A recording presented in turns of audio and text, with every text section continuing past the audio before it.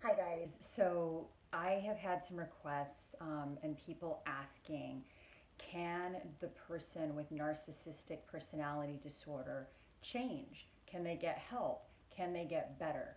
And I'm going to go over a few things.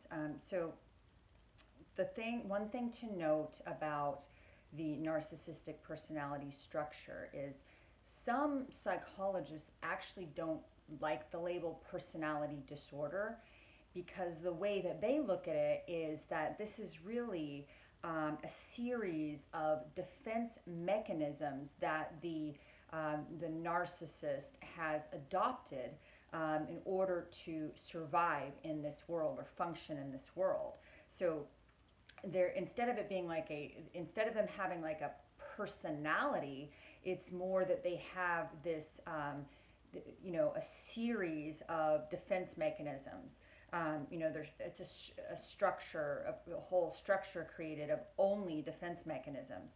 It's like just the game. And one of the defense mechanisms of somebody with sort of NPD is a false self, this creation of this false self, this mask that they send to the world, right? This representative. And they originally did that, to survive in their family of origin.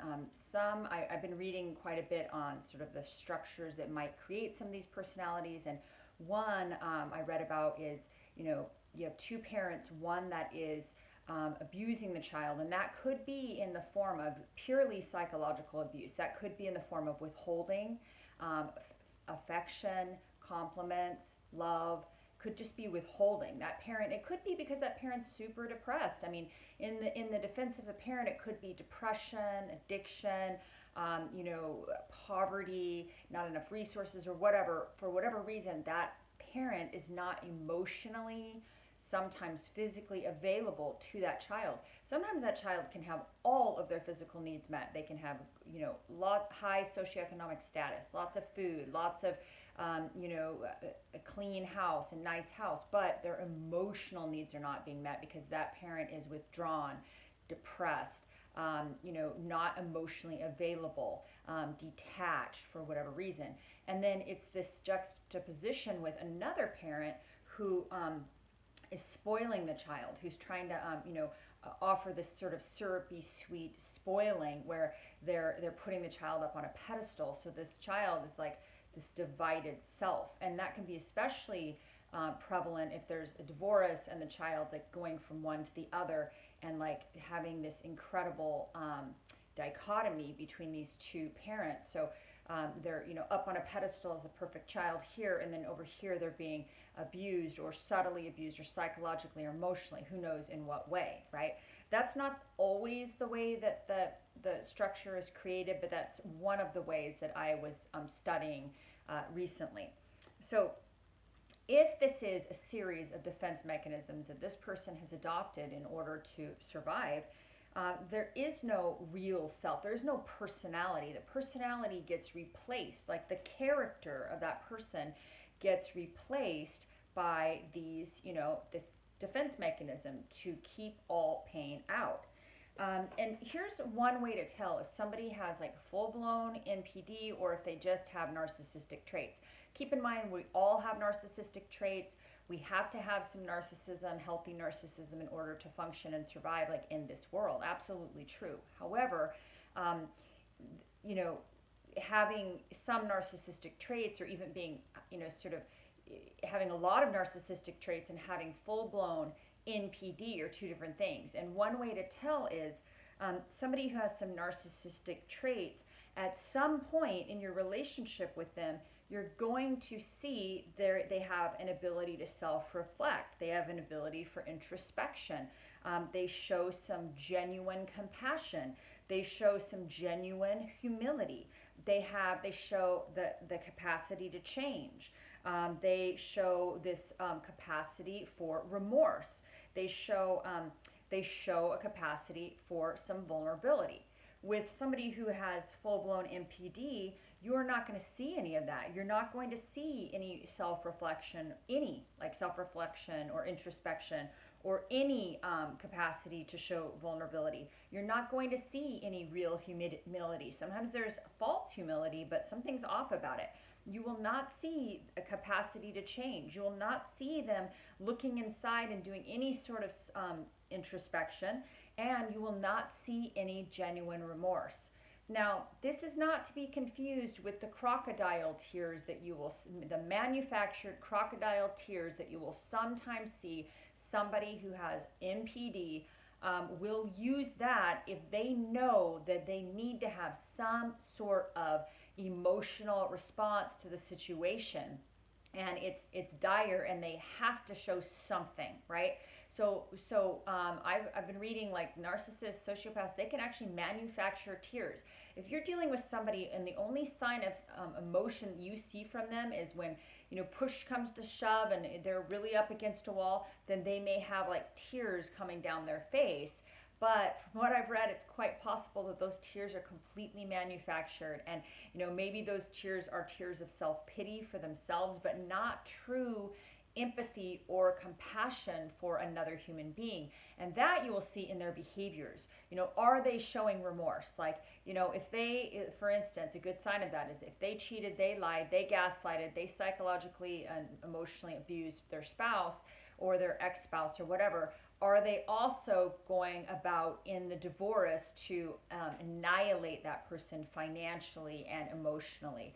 Do they have this capacity to show remorse? If they're not showing any remorse during the whole process, that's a clear sign, and no ability to apologize, another sign. So really, if you've been with this person a long time, or you've known them a long time, and you are not seeing any capacity to change, any introspection, any self-awareness, no remorse, no real compassion, no real humility, then you are probably dealing with somebody who has NPD.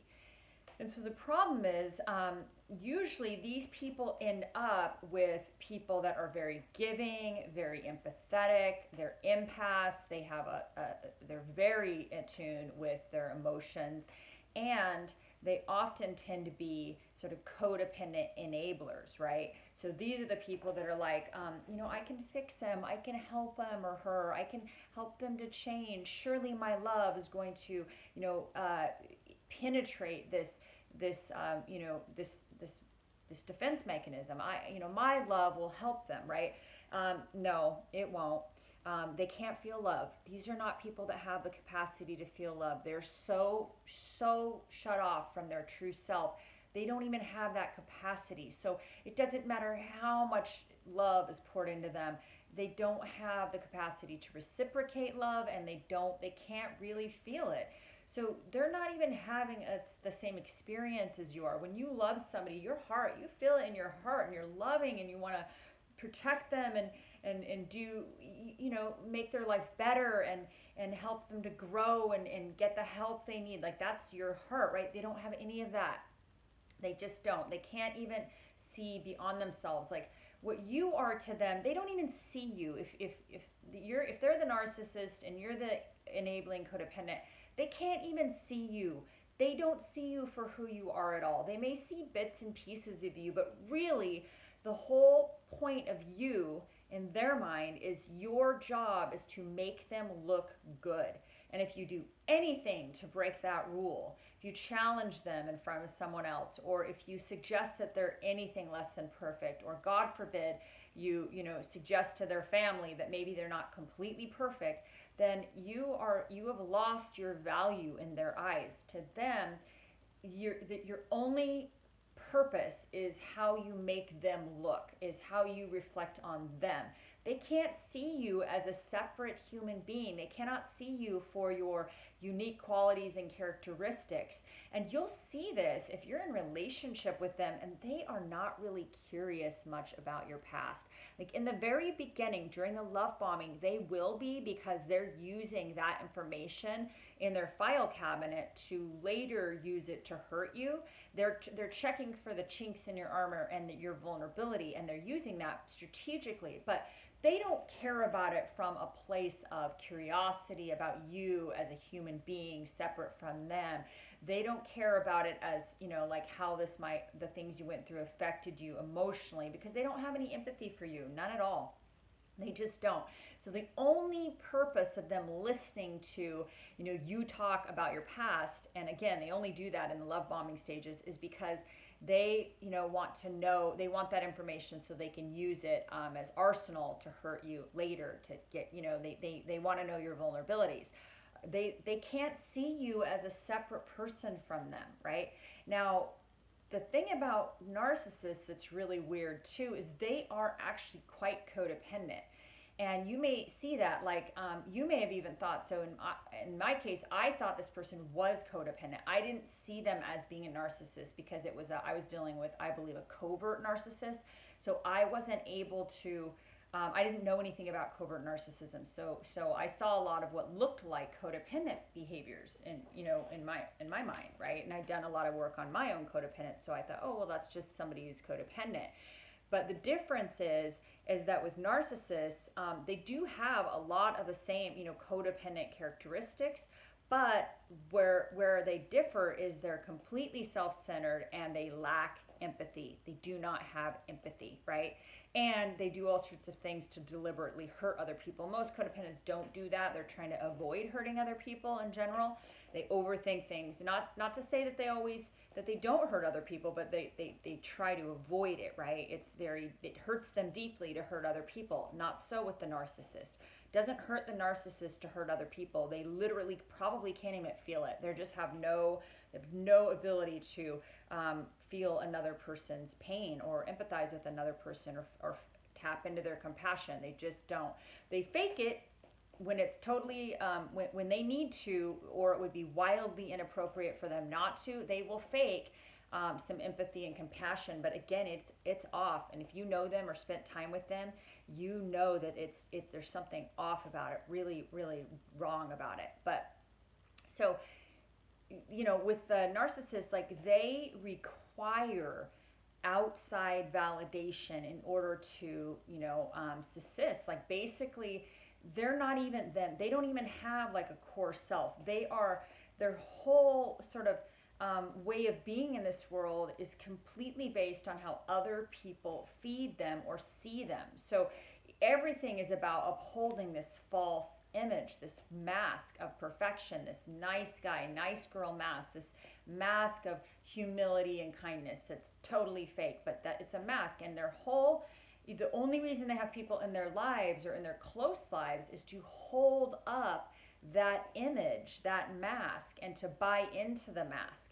And so if you are in relationship with them and you start pushing on that mask and saying, hey, how do you really feel? What's really going on with you? What's behind there? Or if you try to get them to like expose their soft parts or to show any vulnerability, or you start suspecting that maybe they're not exactly who they're presenting to be. Maybe there's something wrong with that mask. Maybe there's something off about it. Maybe they have a double life. Maybe they're not quite the nice person that they're presenting to be. Maybe there's something duplicitous behind there. If you start questioning that, or start saying no, or start setting boundaries, that is where things are going to start to unravel. Because remember, your only value to the narcissist is how you make them look. If you start tarnishing their image of perfection, then they're going to get rid of you one way or the other. They cannot tolerate that. And God forbid you call them out on their narcissism or really challenge them. Then you're going to create a narcissistic injury, and they will hate you for it. They'll never get over that. They will never forgive you. They hate you if you expose them. If they're the Wizard of Oz, and if you open the curtain by speaking truth to the lie, you're in trouble. So I digress a bit. So let's go back to, can they ever change? So part of the personality structure is they are superior. They're superior to everyone. They are superior to all 7 billion people on this planet. And if they're the overts are very honest about that. They're open. They act superior. Everyone thinks that they have a giant ego. The coverts are different. They are wolves in sheep's clothing. They present a false image of humility, kindness, patience, calmness, particular goodness. They often have the halo effect because they may be very good looking or very gentle and vulnerable, and they often present as the victim, right? So they come across very differently, right? But underneath it, their thinking is totally grandiose. They are superior to all 7 billion people on the planet. They're just not going to let you know that they're superior. It's all going on up here. Like they are better than, right? So because they think they're smarter than, better than, superior to all humans, why would they humble themselves to a therapist? Why would they allow an expert, a therapist, to push past their vulnerability and push past these incredibly strong defense mechanisms that they have had to erect in lieu of a real personality or a real sense of self or a real character?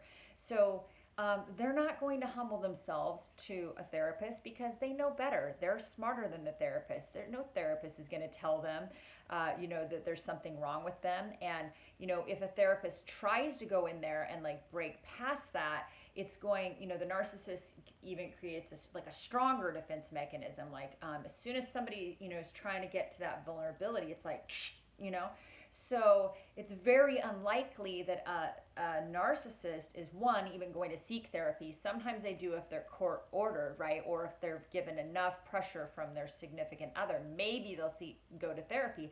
But if they do, they're not going to tell the truth, right? They're not going to tell the truth. They're not going to let themselves be vulnerable. They're not going to let their soft underbelly show. They're not going to get honest. They're not going to be authentic.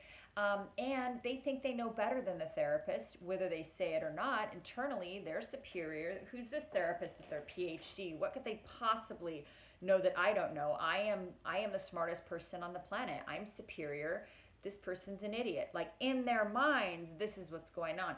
Now, again, if they're the covert, they're never going to show that. They're going to act humble and maybe even fawning characteristics with the therapist, like pretending that they really are listening and that they're really getting this, but they're not going to let themselves be vulnerable. They don't have that capacity for introspection and self-reflection, right? And no therapist, it's going to be very hard for them to get past that defense mechanism. I mean, I don't know if there's ever been a case of a narcissist actually getting cured. I don't know. I do believe in the context of my 12-step recovery that I have seen some narcissists get a great deal better through the work in the 12-step recovery. So I do, and I also believe that miracles can happen. I believe in the spiritual side of life. I believe in a higher power. So I think that there's some things that can be, cured through the spirit. That's what I believe. I know not everyone thinks that way, and I respect your right to think however you want, but it's very hard, I think, for narcissists to get any sort of help, because the other part of it is they don't think that there's anything wrong with being this way. They think their way is actually the right way to be, and all the rest of the 7 billion idiots on the planet are wrong, right? So they don't see any problem here, right? They can't see a problem here. They don't see a problem with lying, cheating, gaslighting, manipulating, playing the game, sucking people into their vortex. They don't think there's anything wrong with being with somebody and showing no empathy, no compassion, no remorse, no guilt, no apology, no ability to, self-reflect. They don't see there's anything wrong with zero remorse. They just don't. So because they don't see anything wrong with being this way, what is the impetus for them to get better? They think that they did all of that stuff to you. If they're even able to acknowledge that they did it, which is highly unlikely, but if they are able to acknowledge that, yeah, I did lie and I was cheating and I didn't show empathy, well, if they're able to even acknowledge any of that, they will say to themselves, but it was your fault. I did that, true. I did cheat on you, but it's your fault because you did this thing or this thing or this thing. Or I lied to you, but it's your fault because you did this, this, and this. So they can never take personal responsibility. Like anything bad they do to anybody else, first they're going to minimize it and be like, oh, it wasn't that bad. Like the narcissist doesn't get to tell you how bad what they did to you hurt you. They're not you. You get to feel your pain, and they don't have the right to invalidate your experience. No, not even close. So you do have the right to feel however you feel about how they treated you. Absolutely. And of course, a narcissist will say, I hurt you, or maybe I hurt you, if they're even able to say that, which is very rare, but if they're even able to say, okay, maybe I cheated, I hurt you, I lied, but it didn't hurt that bad. And even if it did, even if it hurts you, it's your fault because you did this, this, or this, right? They're never able to go, hey, I need to make amends for cheating on you, gaslighting, lying to you. That was wrong of me. I feel really bad about it, and I made a mistake, and I know I hurt you. I need to make amends. What can I do to set it right? What can I do to set the past right and to do the right thing? How can I help you heal? How can I take some responsibility for the harms I caused you? They don't have the ability to do that. Not even close, right? So, if they did all these things to you, they did it, they're justified, you did something, you deserved it, and even if they did it, it didn't hurt that bad, right? You should get over it. I don't understand what the problem is. I'm not in pain. I don't know why you're in so much pain. I mean, yeah, I cheated and lied and gaslighted, but it doesn't hurt me. I don't understand why. Get over it. That's a narcissist.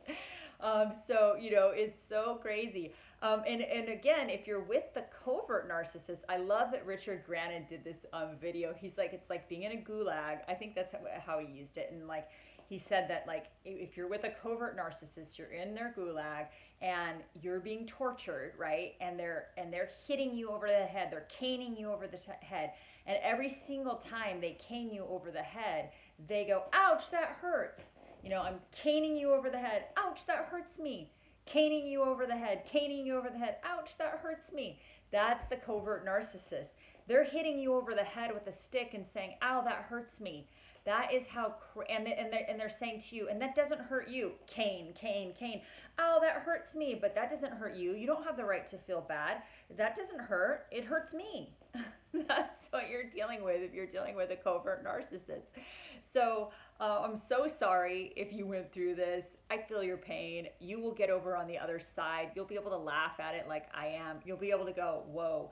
And, really, if they can change or not, it's highly unlikely that they will change, right? It would take some sort of really extreme bottom for them to change. I personally think that if they're alcoholic or drug addicted or sex addicted or porn addicted and that shit takes them down really far and they are forced into 12-step recovery, that may be one of the only saving graces for them, because 12-step recovery, if they do the actual step work, it forces them to self-reflect. It forces them to look at their part. It forces them to make amends. I mean, I'm not saying it forces them, because of course it's all suggested and it's up to the individual if they're willing to do those things, do those 12 steps.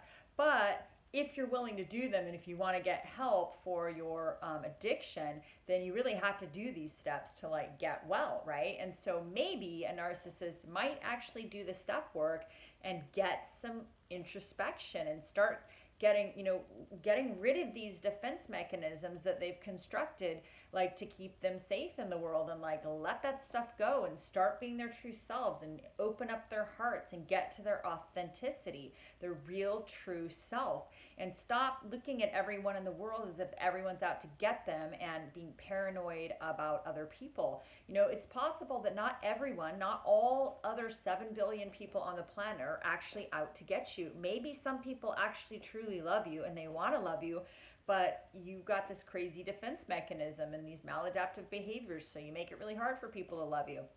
But again, remember that analogy, like they're caning you over the head, and saying, ouch, that hurts me. Cane, cane, cane. Ouch, that hurts me. It doesn't hurt you, that hurts me. Cane, cane, cane. Ouch. I don't know if that helps you or not, but I hope you guys have a really good day. My wish for you is that you're thriving. My wish for you is that you're drinking 8 glasses of water a day. You're eating healthy foods that are high in protein with veggies and fruits.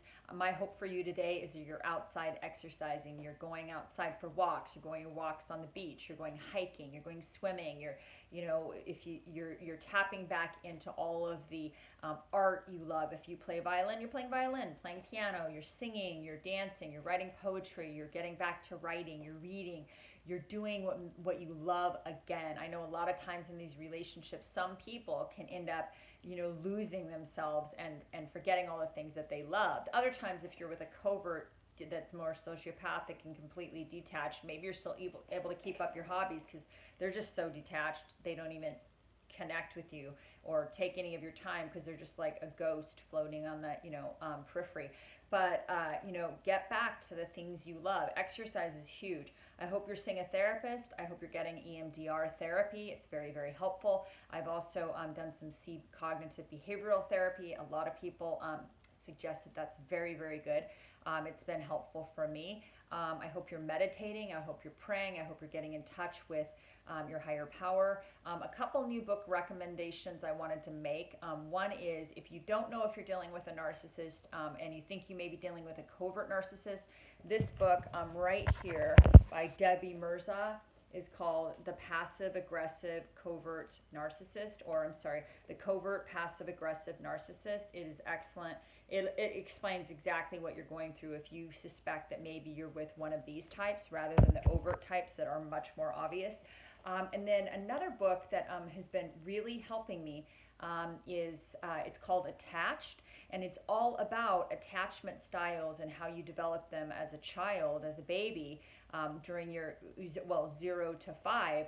And a lot of times you're going to see somebody who has insecure attachment with somebody who has avoidant. And insecure, typically the codependent types, and of course narcissists are usually avoidants, or disorganized. So you have this toxic dance, and it teaches you a lot about how to avoid avoidance.